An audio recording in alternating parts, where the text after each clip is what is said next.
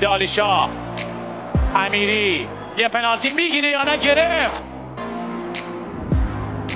همه امید پرسپولیسیا به استفاده از این پنالتی است. فرصت یه مکس خونسردی کنانی زادگان کاملا میخکوب میکنه. نفره شدن استقلال خوزستان استفاده ببره و حالا گل دوم برای آل کثیر. مردد گروسیان بیرون بیاد یا نه؟ ضربه آل کثیر گل مساوی. پرسپولیس به بازی برمیگرده. دانیال اسماعیلی فر یه موقعیت یه ضربه برمیگرده زیر تاق دروازه.